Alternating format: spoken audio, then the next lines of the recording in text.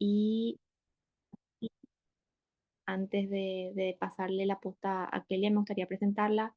Para quienes no la conozcan, ella es, como les decía, especialista en justicia fiscal y género de la Tindad.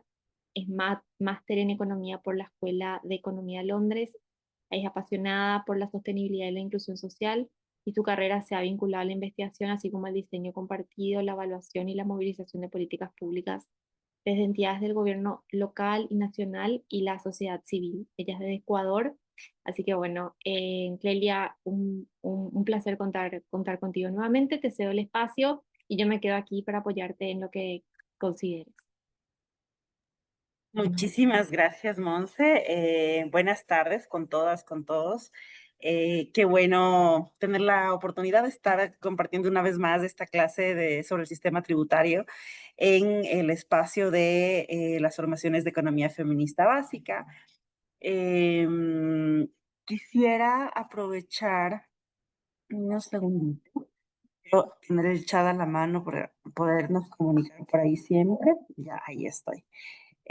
Una cosa más, quería ver si pueden ver que cambió las diapositivas, ¿verdad? Si todo está en orden ahí Sí, también. sí. Ya, buenísimo. Nada, bueno, este espacio, como decíamos, se pueda a ir volando, pero para que lo podamos aprovechar, yo sé que probablemente estamos saliendo de trabajos o quizás seguimos en nuestros trabajos o estamos empezando a hacer algún trámite o tratando de solventar algunos temas en casa, pero antes de empezar me gusta siempre mantener un espacio como de conexión con la actividad que va a iniciar. Y esto porque siempre hacia el final de la tarde, sobre todo, venimos ya cargando como la historia del día, ¿no? De todo lo que ha pasado, de lo que no pasó.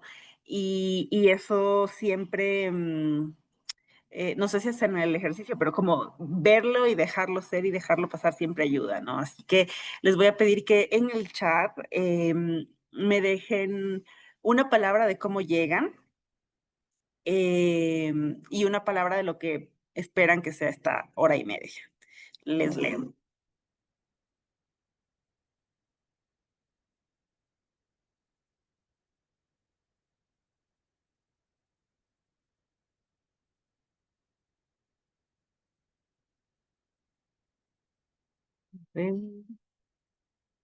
Llegan algunos por acá, animado, curioso, animada. Ay, qué rico, un tecito. Muchas gracias, Joyce. Interesada, intrigada, atenta, interesante. Hay muchísima apertura. A ver, de mi lado les cuento, bueno, estoy, ha sido un día como particularmente intenso, pero también bonito porque pude tener unas conversaciones breves con personas con las que no hablaba hace mucho tiempo. Tener este espacio también, a mí me encantan los espacios en los que podemos como aprender de lado y lado, así que también me tiene emocionada. Y vengo así, vengo emocionada y vengo contenta por los espacios que tuve en la mañana. Bueno, empezamos entonces. Sobre el sistema tributario, quisiera saber de dónde empezamos. Vamos a empezar con una palabra, igual les leo en el chat, sobre qué, qué es lo primero que se les viene a ustedes a la mente cuando les menciono el sistema tributario.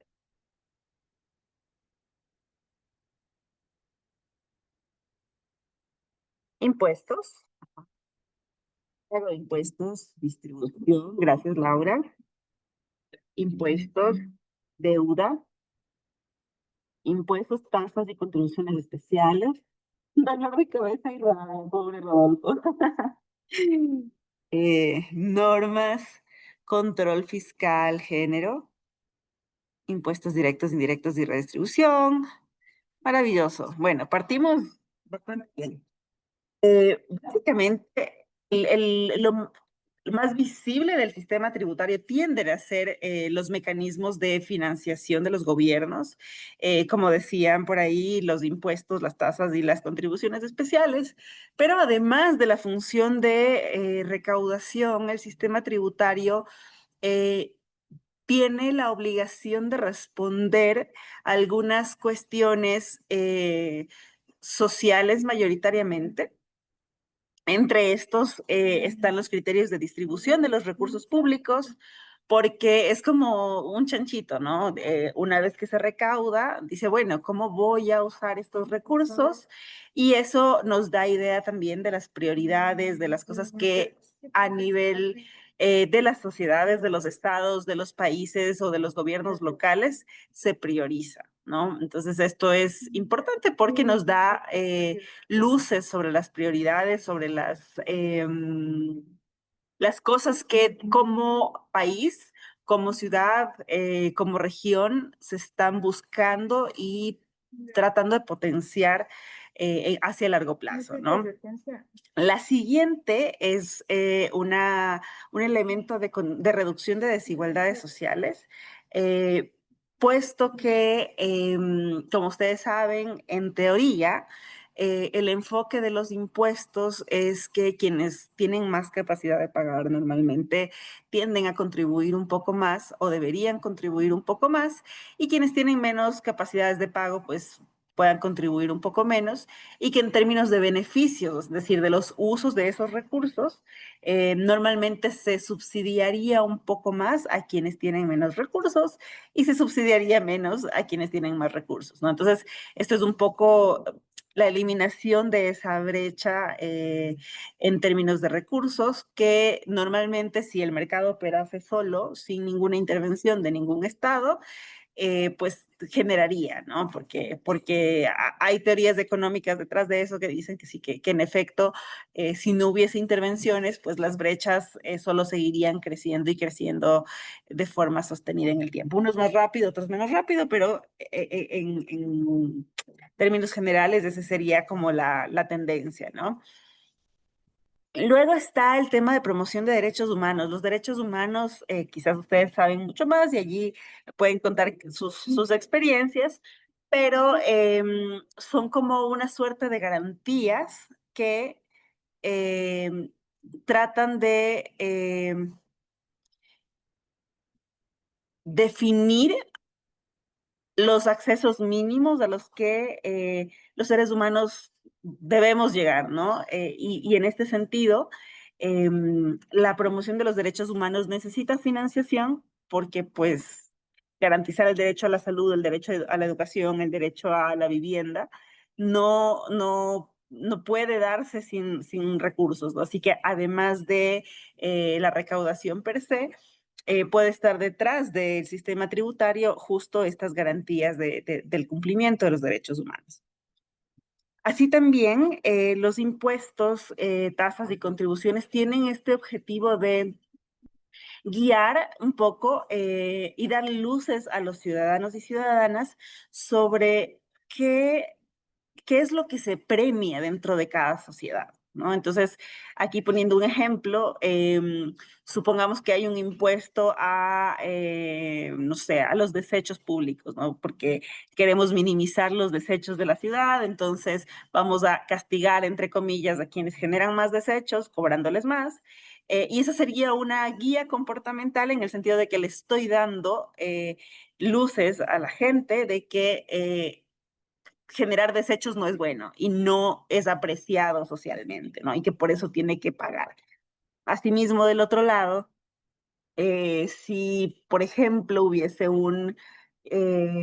no sé, algún impuesto relacionado con eh, algo positivo, eh, que hubiese alguna subvención impositiva, algún descuento de los impuestos a pagar para las personas que me invento, generan servicios sociales de algún tipo, ¿no? Que cuidan a algún vecino, etcétera. Esto no existe, me lo estoy inventando, ¿no? Pero sí, en un caso hipotético, algún gobierno creara un sistema así, pues lo que estás diciendo es, a mí como gobierno me interesa que más personas hagan esto, ¿no? Y para esto estoy incentivándolos a través de esta reducción en el cobro de impuestos a estas personas. Ahora,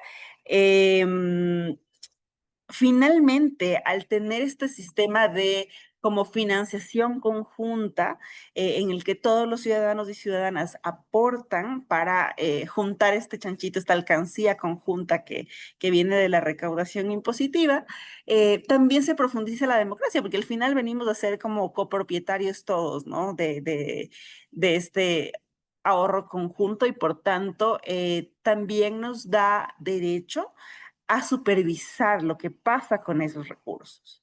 En muchos países existen procesos mucho más definidos y transparentes a través de los cuales la ciudadanía puede supervisar estos gastos y pedir rendición de cuentas sobre las acciones realizadas con las recaudaciones, pero en otros no, ¿no? Y aún así, el hecho de que todos contribuyamos con eso nos da esa suerte de como ese bichito interno de hasta de curiosidad de qué está pasando con estos recursos, ¿no? Entonces, la primera idea clave que les quería compartir es, en efecto,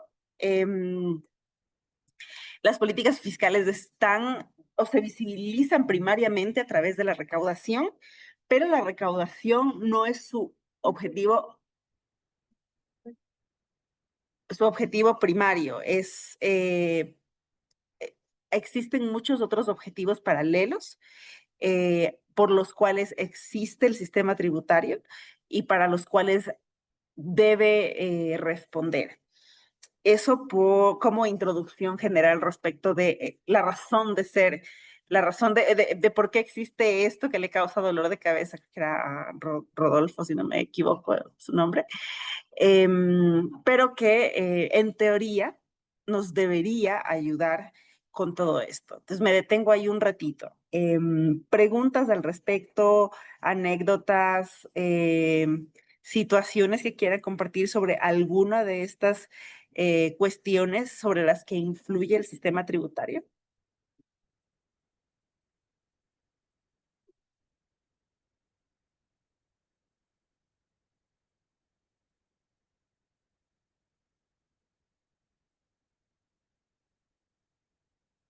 Les voy leyendo. Claro. Sí, en efecto, teóricamente resulta muy potente, pero en la práctica también es complicado a veces lograr que todo esto se cumpla, ¿no? Y parte de la razón por la que estamos conversando aquí es justamente por eso. Si no hay más dudas allí, podemos pasar a los de estos mecanismos. Como ya mencionaban, existen impuestos, tasas y contribuciones especiales. Cada una se enfoca en una forma distinta como de financiamiento que tiene asociado. En el caso de los impuestos, estos mayoritariamente son estables y tienden a ser definidos por ley, entonces tienden a tener como una estructura y una forma de cobranza que es estable en el tiempo, ¿no? Por ejemplo, el impuesto a la renta, ya más o menos conocemos cómo funciona y normalmente sí pueden haber cambios eh, respecto de la tasa o las tasas que aplican en cada caso, pero en general la forma en la que se cobran estos tributos tiende a no variar mucho en el tiempo. Entonces, además, no solo la forma en la que ingresan estos recursos a las arcas del gobierno son estables, sino que también su destino, es decir, la forma en la que se gastan, está mayoritariamente predefinido, ¿no? Y esto pasa que, por ejemplo, no sé si están familiarizadas o familiarizados con los impuestos, perdón, con la definición de los presupuestos públicos. Pero, por ejemplo, se dice que, me invento, en algunos países se establece que el gasto o el ingreso por impuestos a la renta está asociado o se destina en un 50% a eh, el financiamiento de la salud o en un 10% al financiamiento de la educación superior. Entonces, estas predefiniciones hacen que al menos la mayoría de los impuestos como principales, los que más contribuyen al presupuesto del Estado, estén o tiendan a estar ya definidos en términos de gastos también hacia dónde se destina, ¿no? Ahora, aquí algo particular y es que o sea, ninguno de estos tres elementos, eh, denme un segundito, por favor.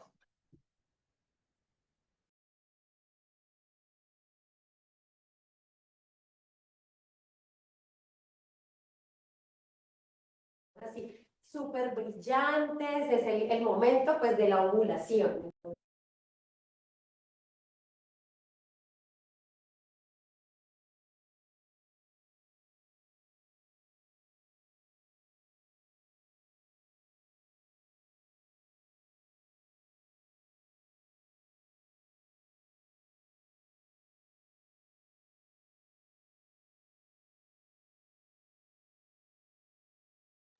Mil disculpas.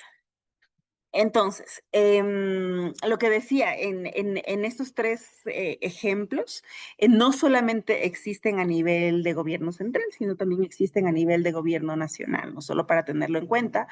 Em, y ya vamos a ver ejemplos un poco más adelante, pero por ejemplo, el impuesto predial es uno de los impuestos que están mayoritariamente financiados o financiando la actividad de los gobiernos locales. Luego, en el caso de las tasas, estas están relacionadas a la provisión de un bien o servicio público.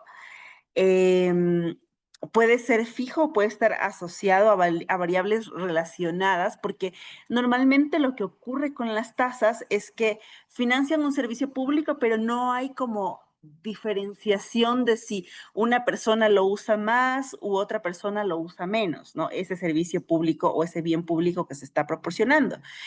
Por ejemplo, la tasa de recolección de la basura, no sé cómo sea en sus países, ahí les quiero leer, pero en el caso de Ecuador, está relacionado con el consumo de energía eléctrica, porque lo que se asume allí es que si se consume más energía eléctrica, muy probablemente esa actividad o ese hogar o esa empresa va a consumir o va a generar una forma proporcional de residuos, que no siempre es así, ¿no? Porque hay empresas u hogares que quizás reciclan y tienen procesos internos que hacen que la cantidad de desechos que generan sea menor, aun cuando consuman más electricidad, pero en este caso no hay forma de verificar, no es que los carros de basura tienen una balanza y dice, bueno, me estoy llevando 2 kilos de basura, entonces le toca pagar tanto, ¿no? Es más bien una variable como de aproximación que nos dan. Y lo mismo ocurre con el tema del alumbrado público.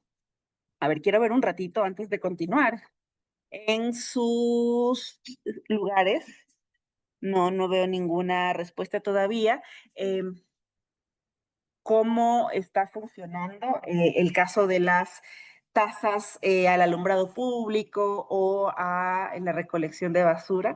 Es decir, ¿bajo qué variables se define estos valores que pagan en cada uno de sus casos?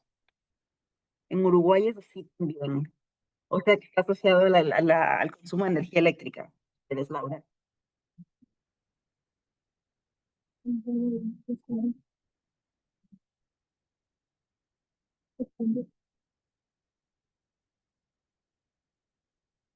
Mm, Cristina nos cuenta, en Panamá la recolección de basura se cobra con el agua, ajá, que es otra variable de aproximación, ¿no?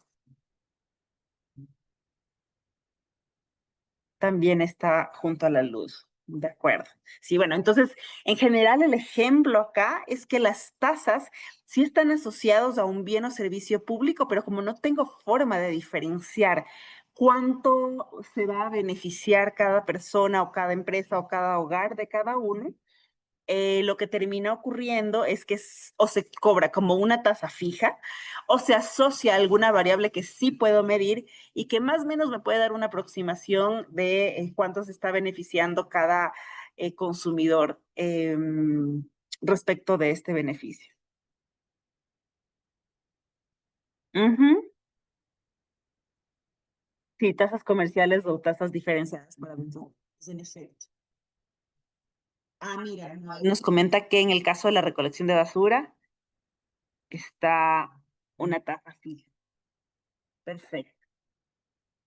Entonces, como tercer ejemplo, tenemos las contribuciones especiales o contribuciones que son mucho más específicas en su uso, ¿no? En este caso sí podemos diferenciar un poco qué persona se va a beneficiar con más o menos medida de algún bien o servicio público que se está facilitando, ¿no?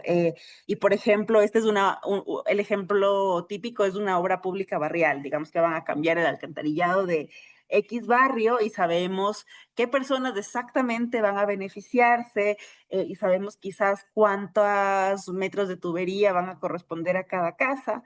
Y en este sentido se puede hacer una asignación directa de los gastos que se van a hacer respecto a esa obra pública a cada beneficiario, sea esto un hogar, una empresa o una persona. Entonces, es mucho más fácil asignar, ¿no?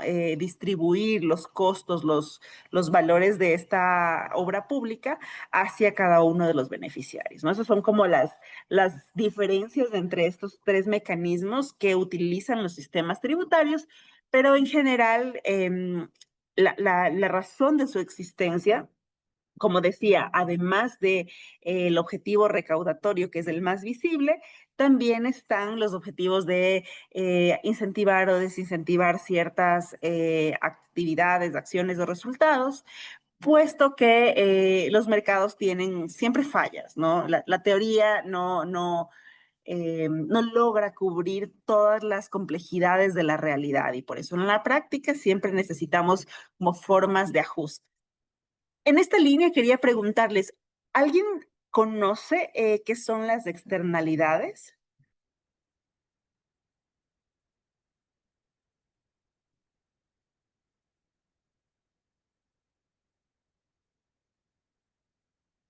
Les leo. No. Ajá.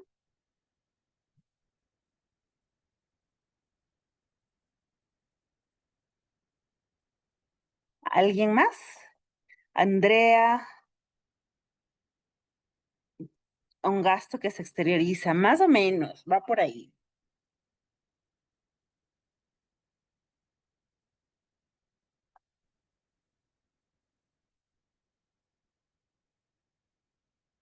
Bueno, les voy a comentar. Supongamos que, no sé si es el caso de alguno de ustedes, pero por ejemplo en Guayaquil, cuando yo vivía allá en mi época de la universidad, cerca del barrio donde yo vivía había muchas fábricas de pintura. Y entonces lo que significaba eso es que las personas del barrio estaban acostumbradas a vivir con sonidos fuertes de los motores de las fábricas y luego con olores fuertes también como a químicos y demás. Y todo esto estaba asociado a la producción de estas fábricas de pintura, ¿no? Era como un clúster, como un barrio en el que habían varias fábricas de pintura y de productos químicos en general. Entonces, si nos ponemos a pensar, eh, hay un efecto colateral que ocurre con la producción de pintura en este caso, em, y que este efecto no está siendo normalmente contabilizado en el precio de esa pintura, ¿no? Voy a repetirlo. La producción de pintura genera ruidos, genera olores, puede generar incluso tráfico vehicular en la zona para las personas que viven por ahí. Y todos estos contratiempos, por así decirlos, e incluso posibles impactos de la salud que pueda generar, ¿no? Estos ruidos, estos dolores o la presencia de químicos en el ambiente, Normalmente no es algo que las empresas contabilizan al momento de definir el precio de sus productos. Entonces, en este caso, el precio de la pintura no contempla absolutamente nada de los problemas que la empresa de pintura está causando a los vecinos. Y en este caso, la contaminación, los ruidos, como digo, el tráfico vehicular, contaminación no solamente del aire, del suelo, del agua, con químicos, incluso en la agricultura, todos esos efectos colaterales de las actividades de producción y de consumo que no se contabilizan en el precio porque no los internaliza la empresa que está produciendo o consumiendo, eh, tienden a llamarse externalidades, ¿no? Son algo que no está siendo contabilizado, pero que debería ser contabilizado porque está causando un impacto en la sociedad.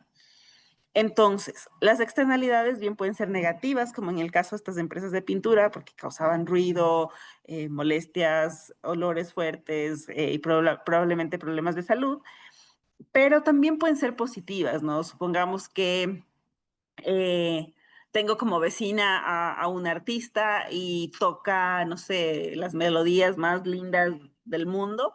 Entonces, yo como vecina, en el momento en el que tengo esa suerte de escucharla tocar todos los días o de ver sus obras o de ver sus pinturas o lo que fuera, estoy recibiendo una externalidad positiva de esa producción de arte, ¿no? Entonces, hay estos elementos que al llamarse externalidades, indican que el Estado debe intervenir para corregirlas de alguna forma, ¿no? Porque no están siendo contabilizadas en la definición usual de los precios.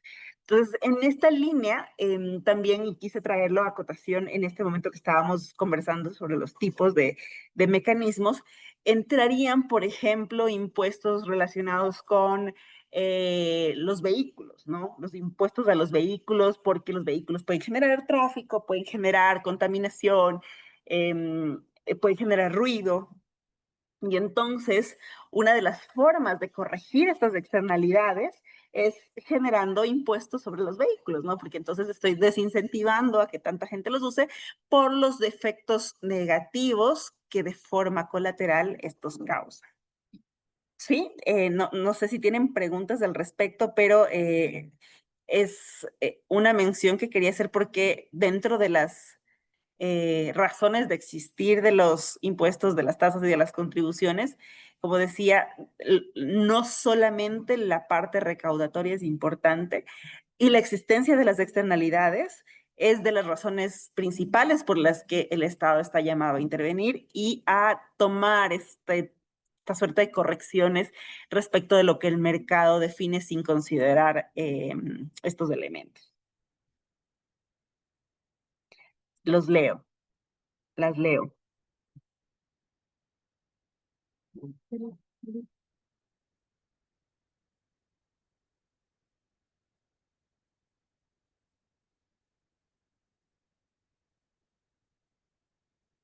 ¿No? ¿Ninguna duda?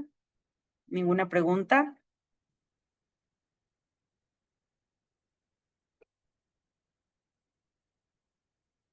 Para ver si este concepto de externalidad quedó claro, quiero que me compartan un ejemplo de algo que en su cotidianidad resulte ser una externalidad. Ahora entendiendo este concepto. Dice, en Salta, Uruguay, hay un frigorífico y produce molestísimos dolores que no se consideran. Absolutamente, eso sería una externalidad negativa, ¿no? Está generando cosas que impactan negativamente al entorno a través de esta actividad productiva. Dalia nos dice, de acuerdo, son efectos indirectos de personas no relacionadas, que pueden ser positivos o negativos. Ajá, una carpintería. ¿Y qué pasa con la carpintería? Seguramente te hace ruido igual o genera residuos. Celina nos dice, aquí entran, por ejemplo, las plantas de tratamiento de agua o basura que son tan rechazadas. Sí, también entran allí. Pero claro, ¿no? Hay cosas como un poco ahí pueden generarse dos tipos de externalidades, ¿no? A pesar de que la negativa, es mucho más evidente para las personas que están cerca, de ese sector. Pero por otro lado, hay externalidades negativas en el sentido de que si se hace como esta forma de tratamiento de la basura, normalmente ya o se espera que otros lugares o sectores no tengan como acumulación de residuos o plagas, porque está siendo tratada de forma adecuada. Entonces también tiene externalidades positivas en el sentido de que probablemente reduce la incidencia de plagas o de la distribución, ¿no? De esta basura en diferentes lugares de la ciudad. Alison nos dice, en Lima, Perú, hay fábricas de alimentos de animales de granja cerca a una pista, en una zona céntrica de la ciudad donde hay demasiado tráfico. Siempre se percibe un mal olor por esa zona. En efecto, ese es otro ejemplo. ¿Tener una cancha de fútbol cerca de casa cuenta como una externalidad o tener un río que contiene aguas servidas? Pues sí, o sea, depende, ¿no? Si te gusta el fútbol o te gusta hacer deporte, seguramente tener la cancha es una externalidad positiva. Sí, los fines de semana se reúne mucha gente y quizás hacen ruido o las calles se llenan o no hay donde parquear en esos momentos, puede ser considerado una externalidad negativa, puede generar ambas, ¿no? Acá nos dice Elizabeth, en Honduras han querido realizar empresas en zonas protegidas donde habitan las personas, privatizar los ríos. A ver, si se llegasen a privatizar, las externalidades negativas serían que probablemente muchas comunidades locales no puedan acceder a sus medios de vida, ¿no? Esa sería una externalidad negativa. Pero la privatización per se no es una externalidad, ¿no? Esa es como la razón por la cual surge la externalidad. Y leemos a Andrea, que dice, en la universidad en economía, recuerdo que se mencionaba que había cierto tipo de tributación que las empresas deberían de pagar por los efectos colaterales que producen. Sí, sí, sí, sí. Es eso de ahí, exactamente. O sea, es una de las razones por las que el sistema tributario existe, pero no siempre se logra cumplir, ¿no? No siempre se logra el cometido. De todas maneras, en teoría, esa es una de las razones por las cuales el sistema tributario, los sistemas tributarios deben existir. Entonces, hasta ahora, ¿alguna pregunta adicional antes de pasar a la siguiente lámina?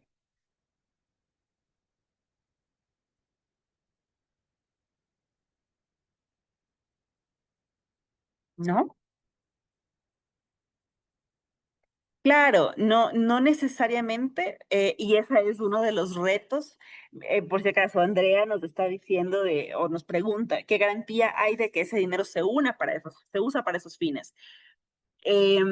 Idealmente debería usarse para esos fines, pero incluso si no se usa, y estoy hablando de, por ejemplo, los impuestos a los vehículos que ponía hace un rato, o los impuestos a los plásticos de un solo uso, ¿no? Como las botellas para las bebidas gaseosas o las bolsas, plásticos de un solo uso en general. ¿Qué pasa si me cobran las bolsas de plástico porque hay que cubrir cierto impuesto? Mucha gente deja de usarlas, ¿no? En el caso de los vehículos es algo un poco más, no es algo tan directo, ¿no? Pero sí me imagino que si el impuesto es significativamente alto, habrán algunas personas que se desincentiven de comprarlo, ¿no? O al menos decidan no tener dos vehículos, por ejemplo, en el caso de muchos países que tienen estos sistemas de pico y placa y entonces la gente como trata de salirse con la suya, ¿no? En medio de las restricciones. Entonces, incluso si los recursos levantados por esos impuestos o por esas tasas no resulta invirtiéndose en la razón por la cual se generaron, el hecho de que ahora se encarezca el precio de estos bienes o servicios hace que probablemente su demanda sea un poquito menor. ¿Sí? No sé si ahí está claro el punto, Andrea, o si tienes alguna pregunta adicional. Mientras tanto, leemos a Laura, dice, en Uruguay te cobran las bolsas del súper y todos llevamos la bolsa de tela. En efecto, sí, pasa mucho. Ya, chéverísimo, Andrea, muchas gracias. Gracias por tu pregunta. Vamos a pasar a la siguiente lámina, en un segundo.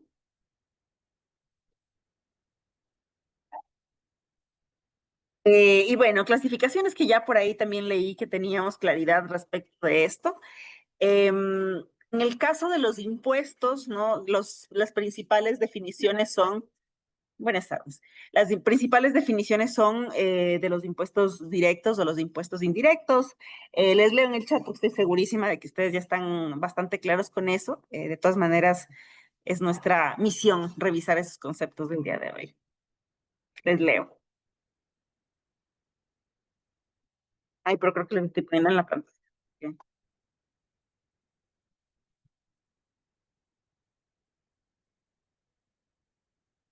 Ay, no, ya, no importa. Les leo igual.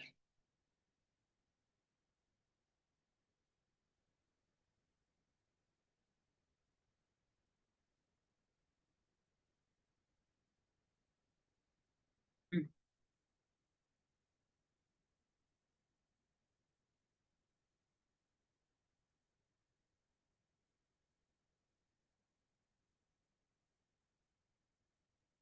Muchas gracias, Andrea.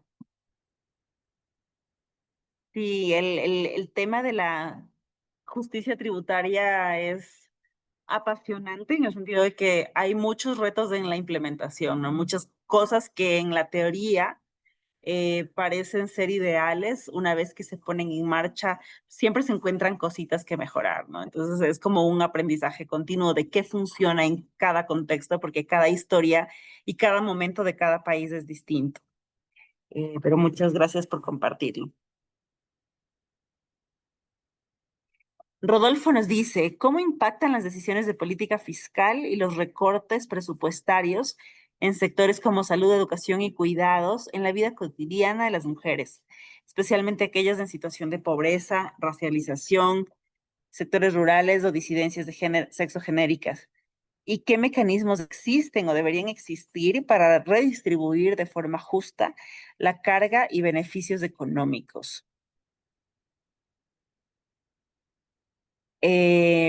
Bueno, hay muchos retos allí, ¿no? Y de hecho en una lámina posterior vamos a ver un poco eso.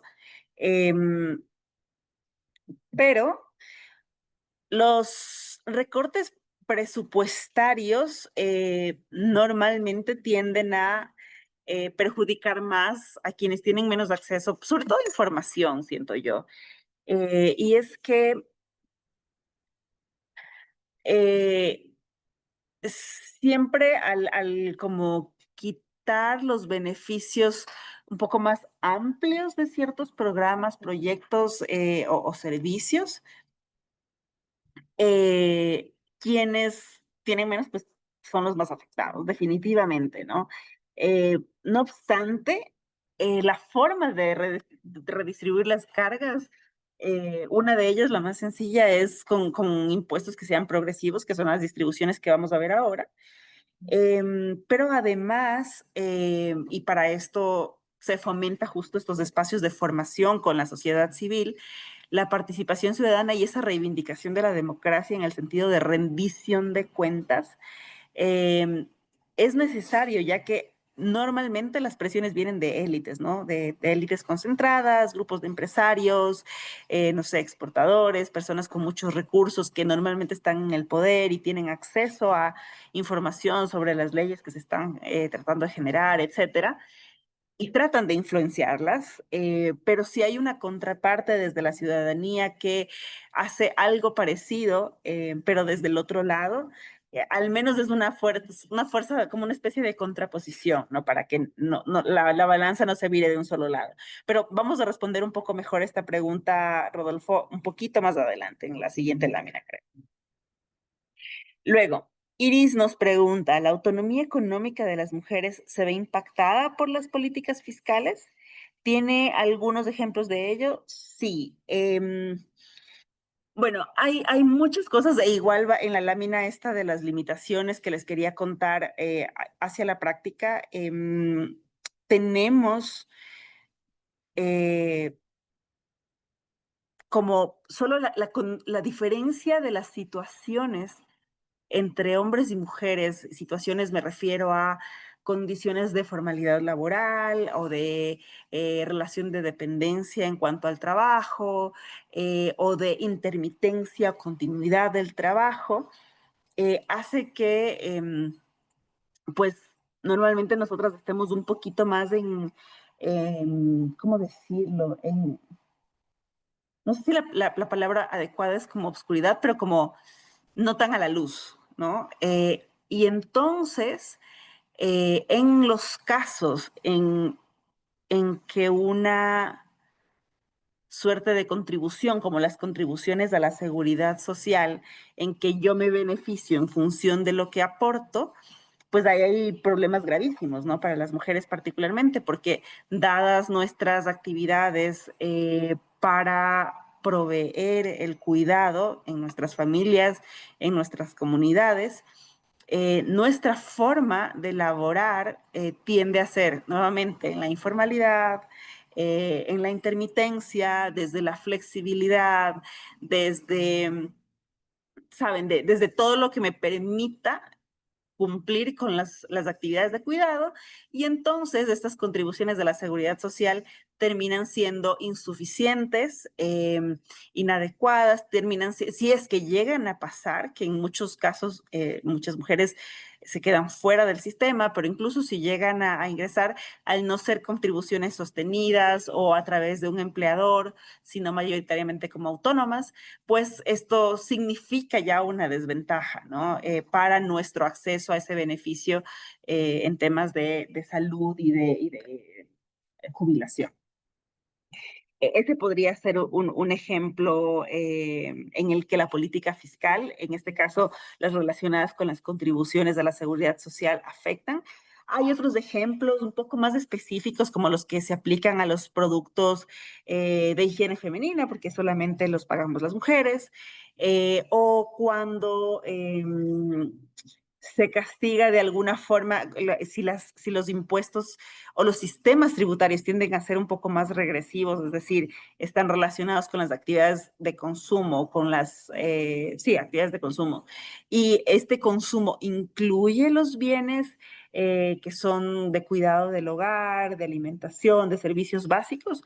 También normalmente estos terminan siendo cubiertos en su mayoría por las mujeres, ¿no? Entonces, esos podrían ser algunos de los impactos en la autonomía y no solamente económica de las mujeres, pero primariamente económica, ¿no? Que, bueno, hay muchas discusiones respecto de cómo mejorar esta situación. Ya vamos a ver un poquito de eso también un poco más adelante. Solo para pasar esta lámina, que creo que igual la tienen bastante clara, pero como decía, es nuestra misión refrescar conceptos. La regresividad es cuando no, la contribución en términos impositivos termina siendo, no termina reflejando el hecho de que quienes tienen más capacidad de contribuir sean quienes paguen, ¿no? Entonces, en este sentido, hay una pregunta que siempre se hace, ¿no? Por ejemplo, si el IVA es del 12% o del 10% de la tasa que sea, al ser proporcional, ¿no sería esto un gravamen progresivo? ¿Por qué no? Si es proporcional. Entonces, quienes compran más técnicamente pagarían más, ¿no? Les leo.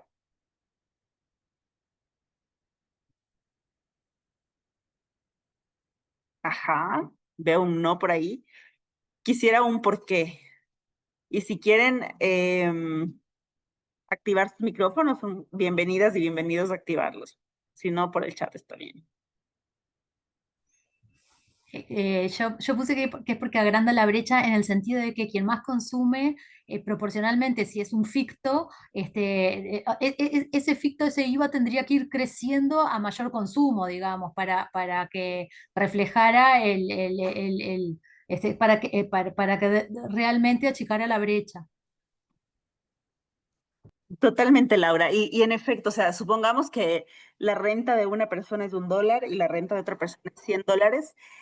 Y supongamos que, no sé, compran huevos y por los huevos el impuesto que paga cada uno, o sea, por cada huevo son 5 centavos, para la persona que solo gana $1, esos 5 centavos es 5% del total de su renta.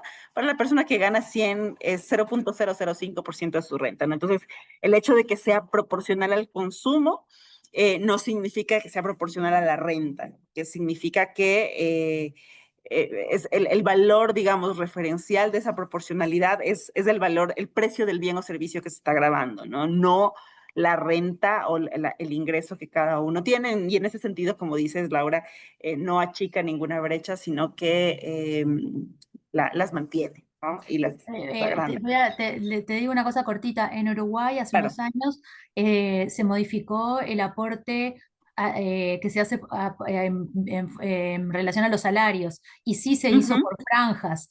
Este, ujú, el primer monto que cualquiera percibe está dentro de la primer franja. Si vos seguís percibiendo sucesivos montos, si tu sueldo está compuesto de un monto mayor, entonces vas subiendo de franja, cada franja, por cada sector de tu sueldo que pasa de franja, va creciendo.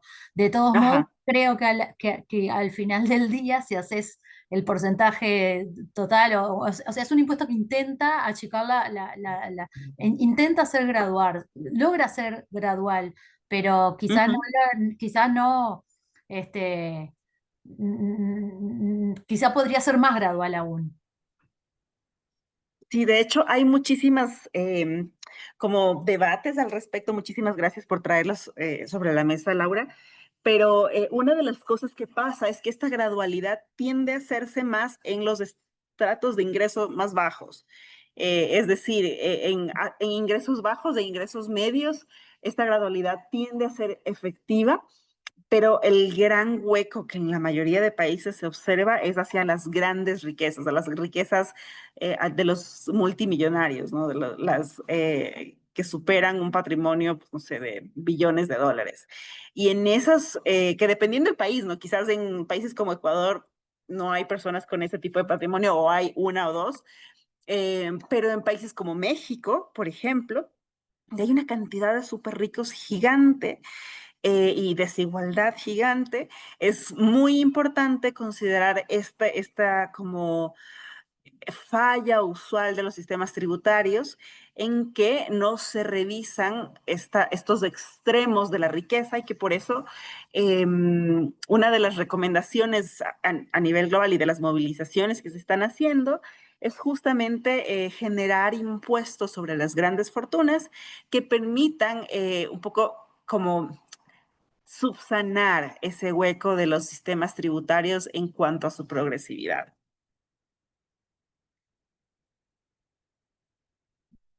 ¿Alguna otra pregunta por ahí?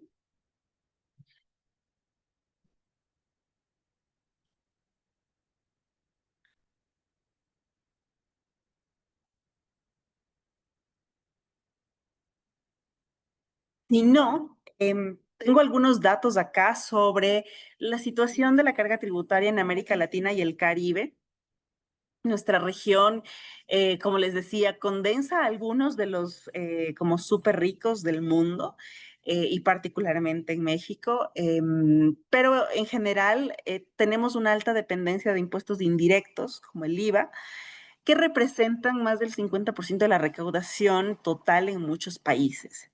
Y esto, como les decía hace un momento, significa que se impacta proporcionalmente más a las personas con menos ingresos, ¿no? Esto es un problema.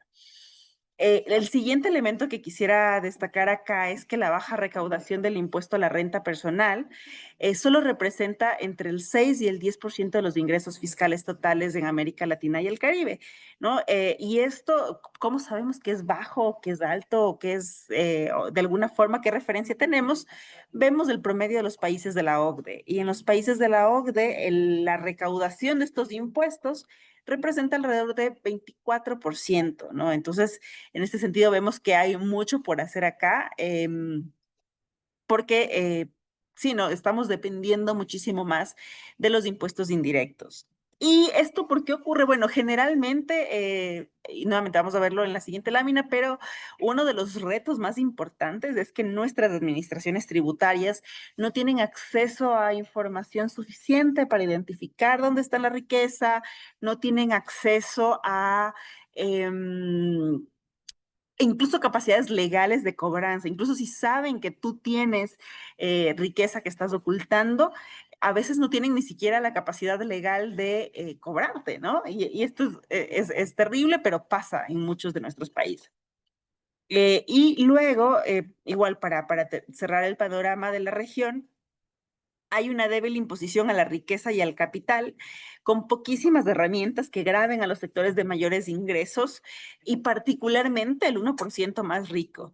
Y esto no solamente se debe como a exenciones tributarias que se están generando o a la forma en la que se generan como decías Laura hace un ratito, como los márgenes o los escalones de los impuestos, sino que también se debe a los privilegios tributarios que se brindan, ¿no? Entonces, por ejemplo, había no sé si alguno de ustedes o alguna de ustedes escuchó, había una movilización global para instaurar lo que se denominaba el impuesto mínimo global.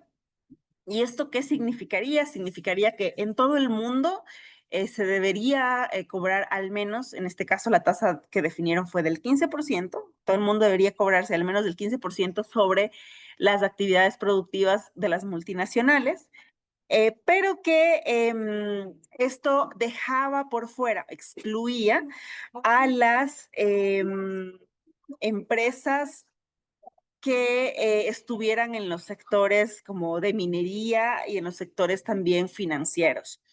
Entonces, esto es súper relevante porque normalmente y en muchos de nuestros países estos son los sectores que más ingresos generan, ¿no? Entonces, al dejarlos por fuera, estamos dejando por fuera también a los sectores de mayores ingresos y esas son como las contradicciones que de alguna forma nos están socavando el potencial de recaudación en la región. Entonces, eso es como un pincelazo general de las cosas que pasan dentro de la región. Tenemos todavía mucha capacidad de recaudación respecto al impuesto a la renta y aunque en teoría tenemos sistemas impositivos con tasas bastante bien diseñadas, con tasas progresivas y escalonadas, como nos decía Laura, las exenciones, los privilegios, la falta de información, la falta de capacidad administrativa y legal de las administraciones tributarias hacen que como resultado el impuesto a la renta personal, por ejemplo, solamente representa entre el 6 y el 10% de los ingresos fiscales, mientras que, por el otro lado, nuestros países siguen dependiendo con la mayor parte de su recaudación total basada sobre los impuestos indirectos como el IVA. Entonces, aquí las limitaciones. ¿Alguien ha escuchado sobre la Convención en el seno de Naciones Unidas sobre Fiscalidad Internacional? Ha estado como muy en boga durante los últimos 2 años. Es un proceso bastante interesante del que la sociedad civil ha tenido la posibilidad de ser parte también. A ver, déjenme revisarles si me están escribiendo.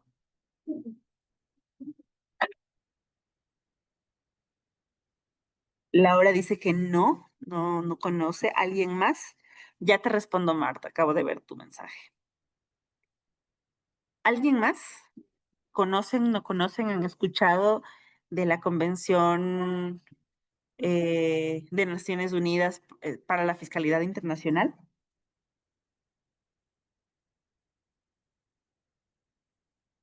¿No? Gracias, Andrea.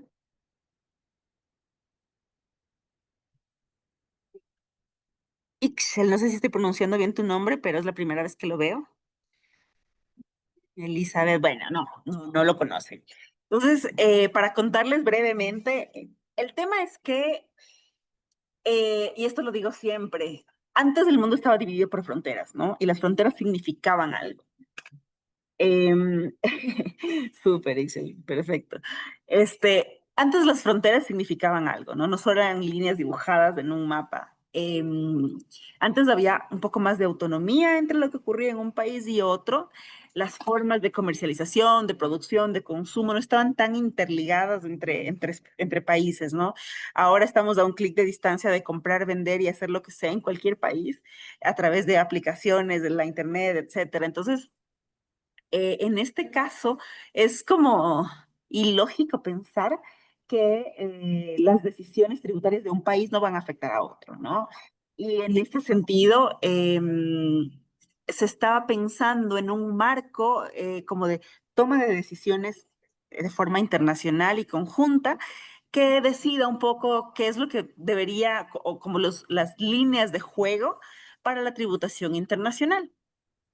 El problema es que estas decisiones se estaban tomando en el marco de la OCDE, en el marco de la OCDE que, como deben saber, son básicamente el club de los países ricos, donde muchos países de nuestra región están siendo como invitados o agregados últimamente, pero que no tienen casi voz o voto de los países del sur global. Entonces, en esta línea, la propuesta que surgió desde hace ya muchísimos años desde sociedad civil es que sea las Naciones Unidas, la ONU, la que lidere esta conversación, esta negociación.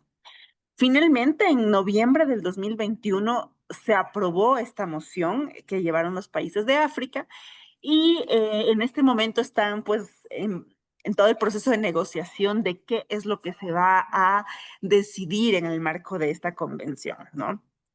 Y esto es importante porque eso significa que las reglas del juego que se van a definir para la tributación global ya no la deciden solamente los países ricos. Si todo esto se aprueba y llega a entrar en funcionamiento, ahora todos los países tienen la posibilidad de contribuir, de decir cuáles son sus realidades, de establecer también peticiones específicas para que los impuestos que se decreten o las reglas de juego tributarias que se decidan en este marco también les beneficien, ¿no? Entonces, esa es como la idea respecto de esta gobernanza global que está siendo reformada de alguna forma, ¿no? En este momento. Así que esa es una de las limitaciones que hasta ahora existe, pero que está en proceso de reforma.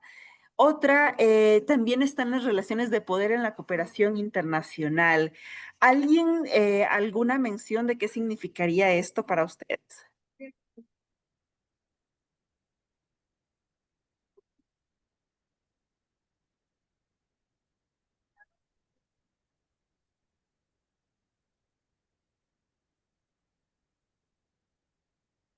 Les leo.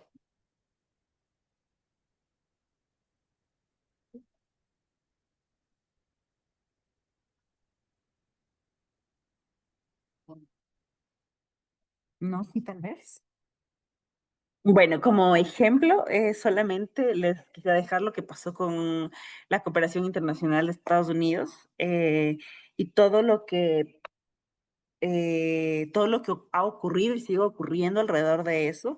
Y en efecto, Lisset, quien tiene poder decide qué hacer, ¿no? Y la cooperación internacional mueve dinero y el dinero es poder. Entonces, en muchos casos, esta forma de cooperación o mismo los préstamos que se hacen desde el Banco Mundial o desde el Fondo Monetario Internacional, significa que el país beneficiario de esos préstamos, beneficiario entre comillas, ¿no? Porque no es ningún beneficio, eh, tiene que sujetarse a ciertos cambios normativos, a ciertas reglas, a ciertos resultados que les imponen, entre estos el de la austeridad, ¿no? Que ya sabemos que puede causar muchísimos problemas en términos sociales. Entonces, eso un poco también es un problema. Estos compromisos internacionales que se generan a través de préstamos o de sistemas de cooperación también afectan la posibilidad de que los sistemas tributarios locales se ajusten y respondan a las necesidades reales de su contexto, ¿no? Y esto es algo parecido a lo que ocurre con los lobbies o las influencias. Como decía, hay sectores con poder que se encargan de que no les afecten tanto, ¿no? Y pueden detener la generación de leyes o la aprobación de leyes, etcétera. Y eso también en nuestra región es bastante conocido, lastimosamente. Luego tenemos esta carrera a la baja, que es la competencia de los países por atraer inversiones y que básicamente hasta el momento se da de forma no solo en temas de facilidad de mecanismos, sino que también se reducen, ¿no? Muchos sistemas impositivos normales a través de, por ejemplo, las zonas francas, incentivos a las inversiones, y muchas de estas no son coherentes con los objetivos como o los compromisos que tienen los países con otros marcos, ¿no? Como por ejemplo, en Brasil encontrábamos un caso particular en el que se incentivaba la inversión en la Amazonía para sistemas mineros, o sea, para la explotación minera se generaba incentivos tributarios que descontaban hasta el 85% del impuesto a la renta sobre las corporaciones, para que vayan a básicamente aprovecharse y destruir la Amazonía de Brasil. Entonces, eso no tiene sentido alguno en cuanto a la coherencia con todos los compromisos que el país y el mundo ha asumido respecto al cuidado de la Amazonía, pero pasa, ¿no? Ocurre. Asimismo, otra limitación son las diferenciaciones territoriales. Como decía antes, era posible, era mucho más lógico pensar en que cada país podía tener su tasa impositiva y pues que eso no iba a afectar a sus vecinos, pero sabemos, ¿no? Que cada vez más hay facilidades para temas de contrabando y así, para aprovecharse de los beneficios. Por ejemplo, como en el caso de Ecuador tenemos ¿cómo se llaman? Subvenciones, subsidios al gas, y entonces por nuestras fronteras salen muchísimos tanques de gas porque es significativamente mucho más barato que en los países vecinos, ¿no? Entonces estas diferenciaciones territoriales también hacen que las empresas, los consumidores, los hogares cambien de alguna forma sus comportamientos para no tener que sujetarse a los impuestos un poco más intensivos, por así decirlo. Otro tema es la informalidad en la producción y el consumo. Estamos en una región en la que al menos alrededor de 2/3 del trabajo se da en situaciones de informalidad. Y entonces lo que ocurre allí es que no tenemos registro, ¿no? De quiénes son, qué están haciendo, dónde están, cuánto están produciendo. Em, y no solamente ocurre a nivel micro, que quizás es el menos problemático, sino que la informalidad también se da a nivel macro, ¿no? Y que tenemos pocos registros de todo. Y aquí, de hecho, una de las propuestas de la sociedad civil incluye la generación de registros de beneficiarios finales, que son como la obligación de que las empresas reporten quiénes son los dueños, ¿no? Si se gana $1 de beneficio, ¿a quién le llega ese dólar? Entonces, esto está ayudando a que luego se conecten, ¿no? Un poco los datos y la información para que luego se vea cuánto está pagando esta persona, ¿no? El dueño de esta empresa, en impuesto a la renta, por ejemplo, ¿no? Personal. Entonces, esa es una de las propuestas desde sociedad civil. Otra de las propuestas es esto de los registros de activos, donde cada país pueda saber más o menos qué cosas tiene cada persona, pero con los temas como las criptomonedas, las propiedades que están como en NFTs o estos activos asociados al blockchain y estas tecnologías en las que una pintura puede valer millones de dólares o un dibujo, un token, algo tan pequeño que antes ni siquiera, o sea, que a simple vista no podría tener ningún valor. Tiene valores, ¿no? Y valores millonarios. Entonces, todo esto hace que contar con esta forma de registro de activos sea muy difícil en la práctica, ¿no? Pero al final, pues, soñar no cuesta nada y buscar este ideal es importante, ¿no? De a paso se va construyendo todo.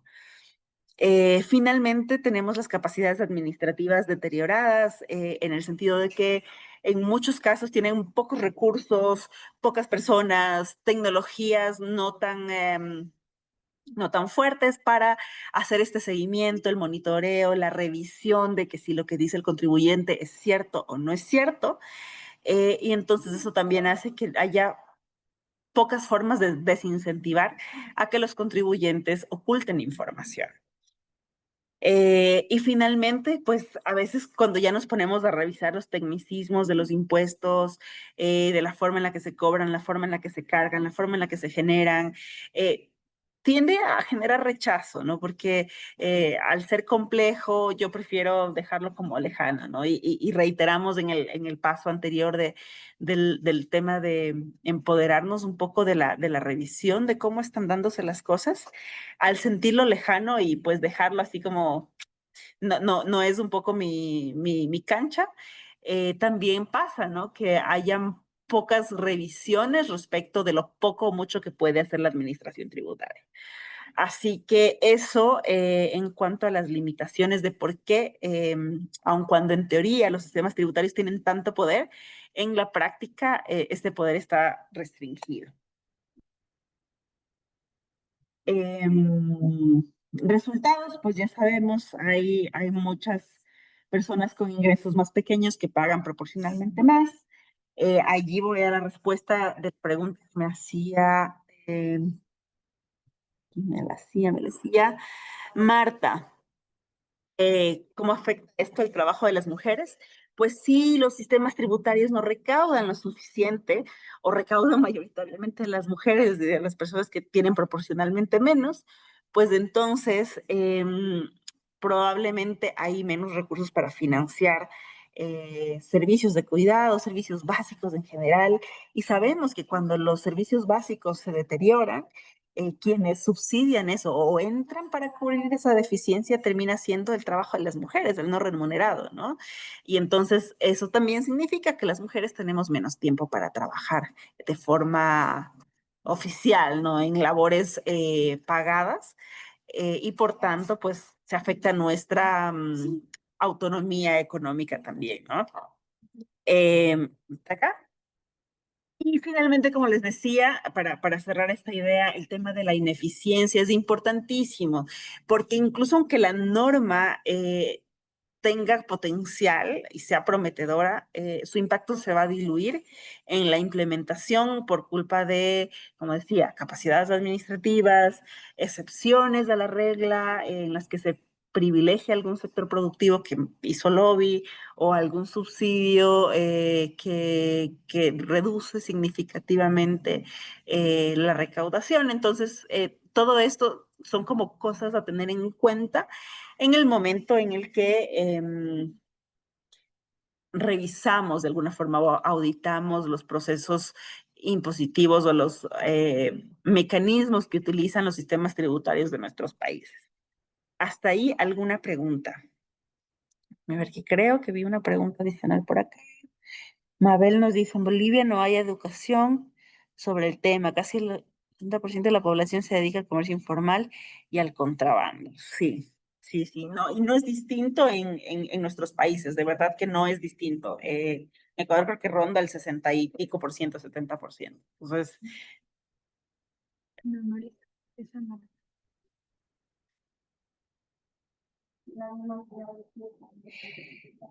¿Hasta ahí alguna pregunta? Nos dice Rodolfo, ¿qué implicaciones tendría replantear el crecimiento económico, no como un fin en sí mismo, sino como un medio para garantizar la equidad de género, el bienestar colectivo, la justicia social? Em, sí, sí, hay muchos indicadores alternativos, pero que no están siendo usados como referencia de desarrollo todavía.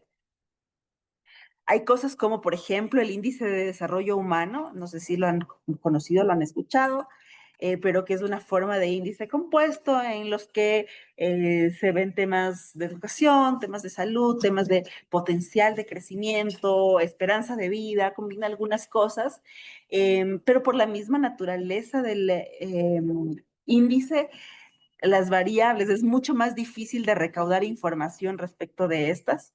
Y asimismo, como digo, pues no es algo que mm, se revise como, no sé, el Banco Mundial para dar algún subsidio o algún préstamo con algún beneficio, no ve eso, ve estados de cuenta, ¿no? Ve números de presupuesto, balanza comercial, qué sé yo. Entonces, un poco la movilización es a que estos mecanismos alternativos de medición o estos índices alternativos de medición sean, ¿cómo decirlo?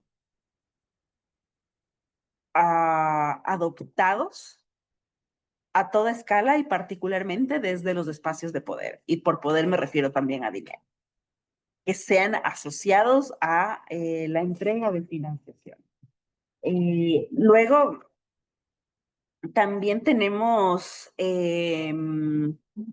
otros contrapartes, ¿no? Como no sé si conocen el Atlas de Vulnerabilidades de la Tindad, que es algo así como un índice compuesto también respecto de como la pobreza multidimensional, que es algo que también se hace en algunos países, pero es más hacia el lado negativo, ¿no? Hacia lo que falta, igual pobreza en términos de ingresos, acceso a educación, acceso a servicios básicos, etcétera, pero también nos ayudan a un poco entender y la idea, quizás de un ejercicio interesante, sería ir contraponiendo, ¿no? Lo que dicen estos indicadores versus lo que dice el PIB y también otros índices que reflejen desigualdad, como el Gini, etcétera, que sí existen y ver qué tan lejanos son, ¿no? Porque probablemente en países desarrollados o del norte global en los que no hay tanta diferencia, puede ser que estos indicadores estén un poco de la mano, pero muy probablemente en nuestros espacios la cosa es distinta. Ahora, el tema de la informalidad hace que mucha información no esté disponible. Y aun cuando las realidades sean muy distintas, puede ser que en números no se note tanto todavía porque no tenemos acceso a toda la información.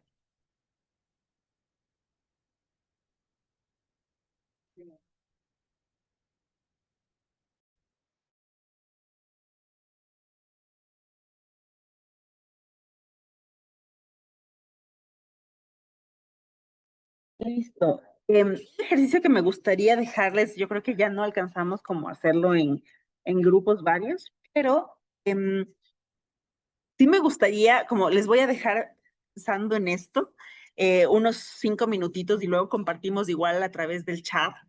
Imagínense que existe una isla completamente autónoma, o sea, vamos a eliminar este problema de la interdependencia entre países.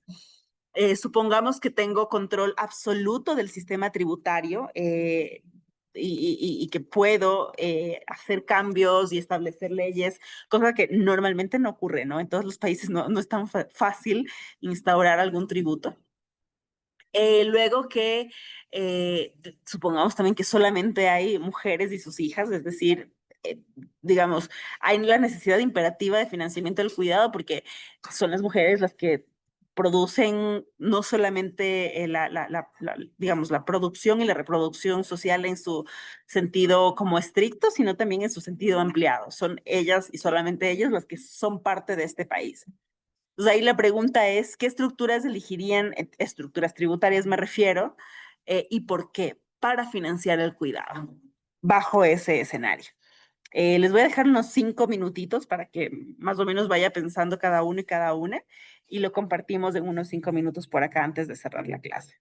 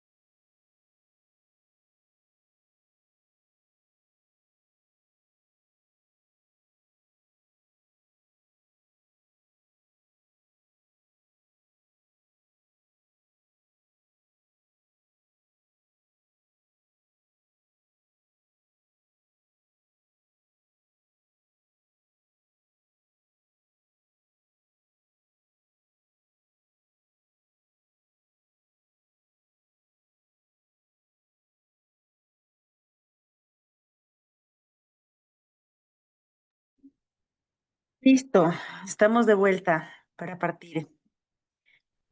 Les leo.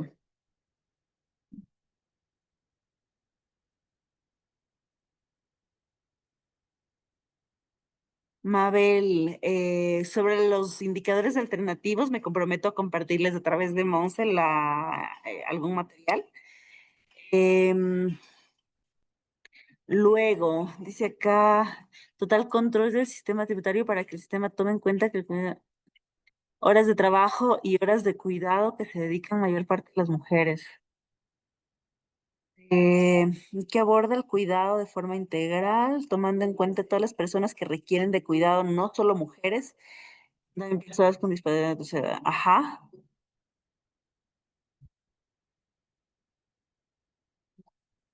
O sea, el punto o la pregunta iba más como de dónde se sacarían ese financiamiento. Es decir, en este caso, las mujeres y las niñas son objetos de cuidado, beneficiarias del cuidado, son las que tienen las empresas, pero también son las que trabajan en las empresas.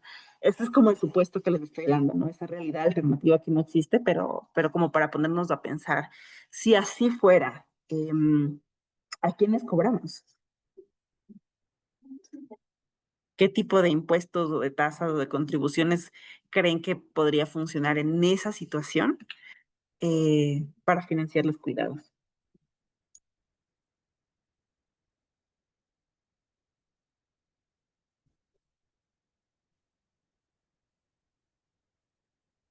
Y lo pongo porque muchas veces el tema de los cuidados se ve como una, sobre todo desde afuera, como una eh, forma de batalla entre hombres y mujeres, o se ve como una forma de batalla entre los que tienen y los que no tienen, se ve como una forma de batalla entre el sector trabajador y el sector empresarial, pero, pero ¿qué pasa si no hay bandos, no? ¿Qué pasa si solo todos somos los que tenemos dinero, pero también somos los que necesitamos del cuidado, pero también somos, saben, como esa es un poco la propuesta de esta reflexión. Exactamente, la idea es que todos aportemos entre nosotras, pero la pregunta es cómo, ¿no? Porque siempre la teoría es más fácil que la práctica. Em, Se los dejo como reflexión, ¿no? Porque siento que es como una forma de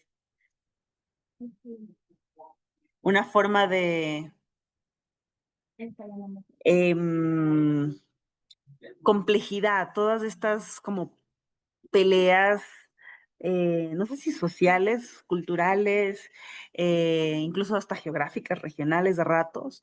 Pero ¿qué pasa si todo eso se va y deja de existir? ¿Qué pasa si todo es más sencillo?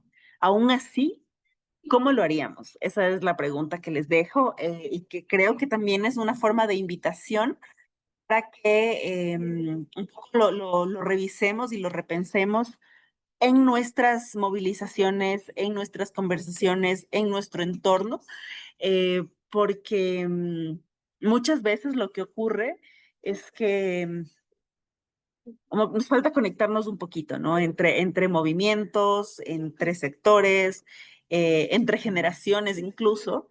Y si nos ponemos sobre la mesa el hecho de qué pasa si todo es más sencillo y al final todos somos iguales y damos y recibimos, ¿no? A veces como ese enfoque nos podría dar un poco más de claridad al momento de generar propuestas al respecto, ¿no? Entonces, esa es como la reflexión final con la que les quería dejar. Les quedo debiendo el material, sobre todo el de los indicadores alternativos, que ese no lo tengo a mano, pero sí he revisado algunos, así que ya se los busco y les comparto. Y luego, pues, hay un par de textos respecto de la vinculación, ¿no? Entre la fiscalidad y también sus impactos, no solo en términos sociales en general, sino también en términos de desigualdades, en términos de eh, resultados económicos de diferentes grupos sociales y de acceso a garantías mínimas, ¿no? Muchas gracias por su tiempo. Cualquier duda, igual, Monse seguramente les comparte mi correo electrónico. Así que eso, espero que haya sido de su interés y o sea, algo pertinente y agradable. Y cualquier cosa, pues estoy por acá. Que estén muy bien. Muchas gracias, Clelia. Bueno, y justo Cristina te hablaba de grabar bienes y servicios de lujo, en ya unas cuestiones más aterrizadas. Iris Martín hablaba de un porcentaje del impuesto a las rentas del IVA que ya existen. Bueno, creo que ahí, bueno, fue decantando un poco más el tema. Te agradecen, les encantó la clase. Eso es muy gratificante. La próxima, conmigo, vamos a estar trabajando sobre deuda y desigualdad de género.